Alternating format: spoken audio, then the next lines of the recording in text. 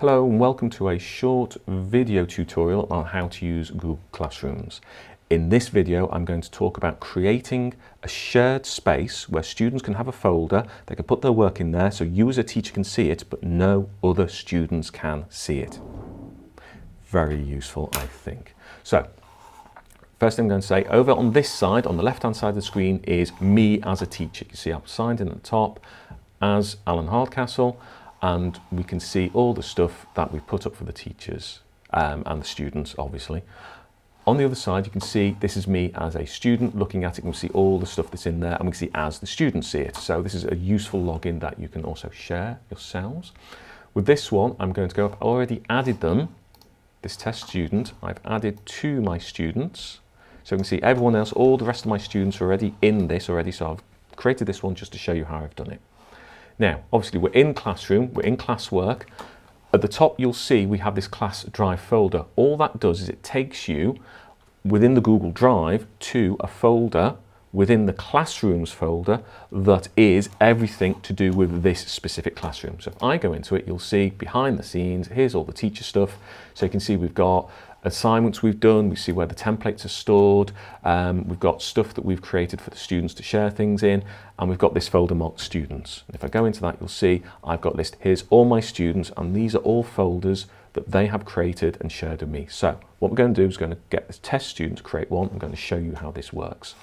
So when the test student goes into that same folder, they click Class Drive folder as part of classwork, and they go into that, and you can see absolutely nothing. There's nothing here at all. They cannot see any of the stuff that the teachers created because they don't have permission.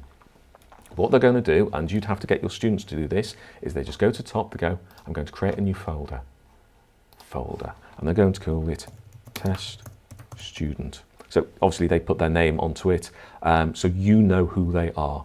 Okay, obviously they should know who they are to start off with, but I'm going to create that.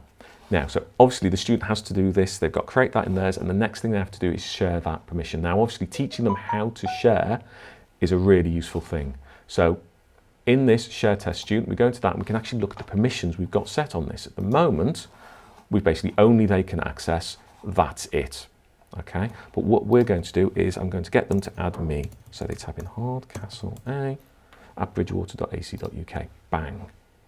They share that with me, they can send that out. Now obviously, they can create folders in that and they can share that with other students. So if they're working as part of a group, they can create a folder, they can add the other student names onto that, send it out to them, and they can share a folder amongst themselves. It's really good for group work. Now if they also share that with you, you can see what's in that as well. So I'm going to click Done, and I'm going to go over to be a teacher again. Now, in Google, on this side bit, we've got a shared with me, and that shows all the files that have been shared with you. And what we should see, this should update in a second to show me Test Student. There we go, and there it is. So that is the folder they've shared with me. Now, at the moment, I've only got permission to access it, but if we look up here, I can actually add it to my drive.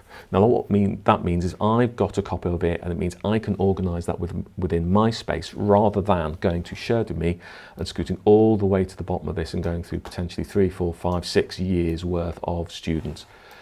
It's useful, but you don't want to be doing that every day. So I'm just going to click Add to my drive.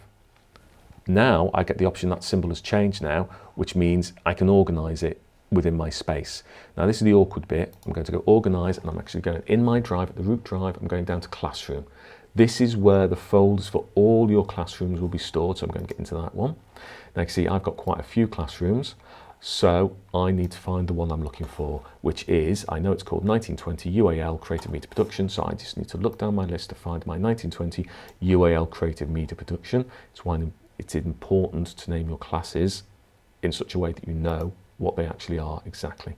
So I've gone into that folder. I can see here I've got my students folder, I've put everything else. Go into students folder, and I can see it's the right students I want to add. It's all the ones I've got down here. So I'm just going to go move here. Okay.